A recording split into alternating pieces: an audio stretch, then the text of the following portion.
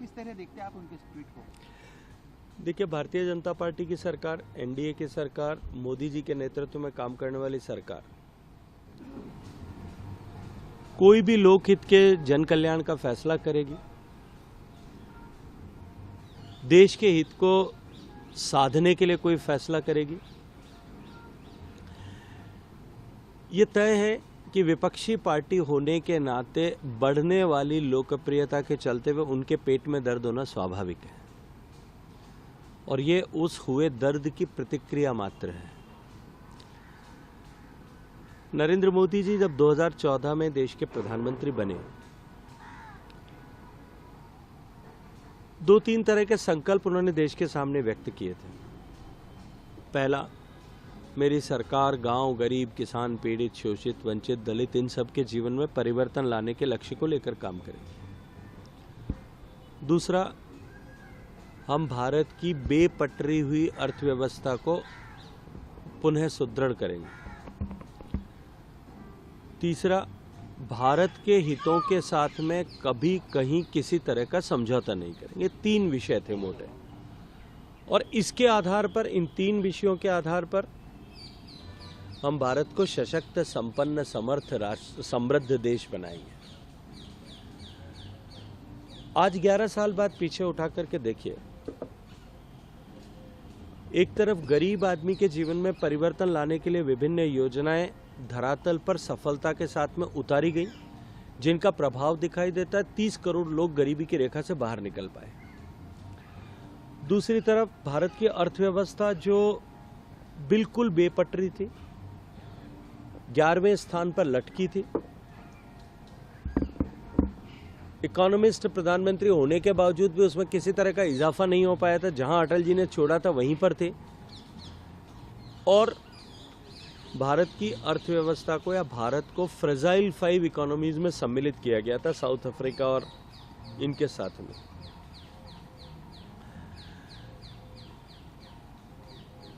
वहां से उठा करके कड़े फैसले करके, बड़े फैसले करके, देश के अर्थव्यवस्था को पटरी पर लाने के लिए फैसले करके आज हम उस मुकाम पर पहुंचे हैं कि भारत की अर्थव्यवस्था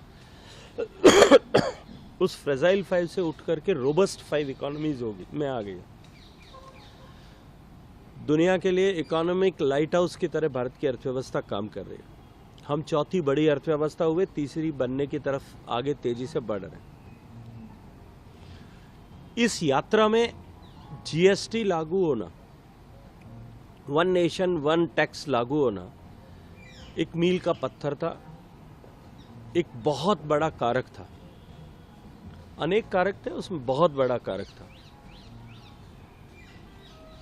अर्थव्यवस्था सुदृढ़ हुई, उससे लेकर के आज हम उस मुकाम पर आकर के पहुंचे कि जब जीएसटी हमारी लागू हुई थी, उस समय 1 महीने का जो कलेक्शन पहले शुरुआत के दौर में था, वो लगभग 60 से 70 हजार करोड़ रुपए के बीच में होता था। वहां से लेकर के अब हम ऑल टाइम हाई अगर मैं देखूं तो 2,34,000 करोड़ पार कर चुके हैं 1 महीने का कलेक्शन।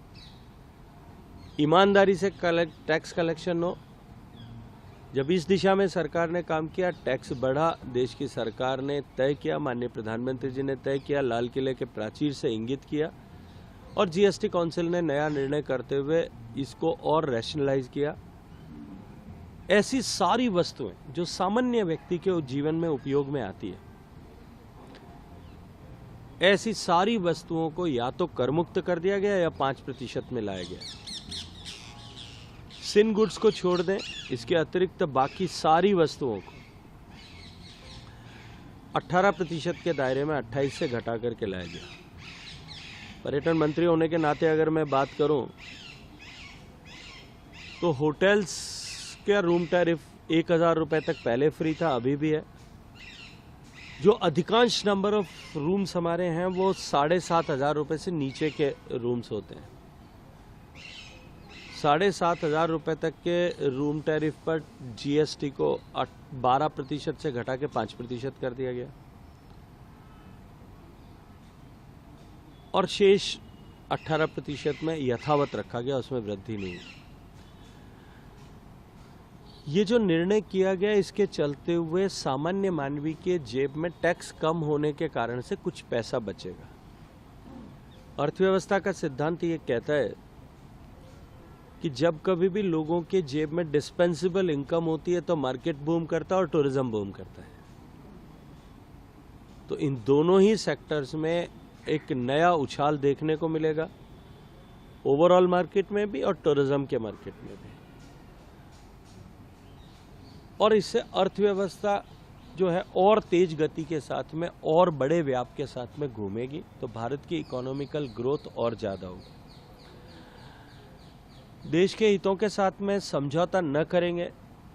मोदी जी की सरकार ने किसी भी दबाव में झुके बिना हमेशा अपने इस संकल्प को सिद्ध करने के लिए प्रधानमंत्री ने मजबूती के साथ में काम किया। आज उसका प्रभाव हम देख रहे हैं। दुनिया का कोई भी platform, you name the platform, SCO से लेकर के G20 से लेकर के G7 तक, कोई भी प्लेटफॉर्म जहां भारत है वहां भारत के हितों के साथ में किसी तरह का समझौता करके कोई निर्णय हो सके या भारत के हितों के प्रतिकूल कोई निर्णय हो सके, ये संभावना समाप्त हो गई। आज भारत का पिछले 10-11 साल में सामर्थ्य इतना बढ़ा है, माननीय प्रधानमंत्री जी के व्यक्तित्व के प्रभाव के चलते हुए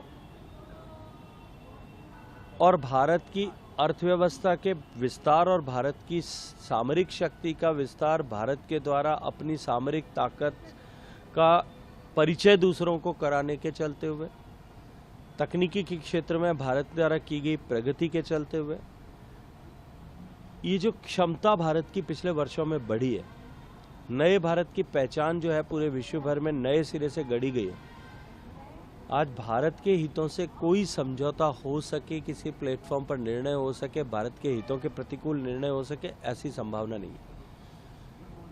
तो ओवरऑल जो ताकत बढ़ी भारत की, उसने भारतीय जनता पार्टी की सरकार को, NDA की सरकार को और माननीय प्रधानमंत्री जी की व्यक्तिगत रूप से लोकप्रियता में कई गुना इजाफा किया।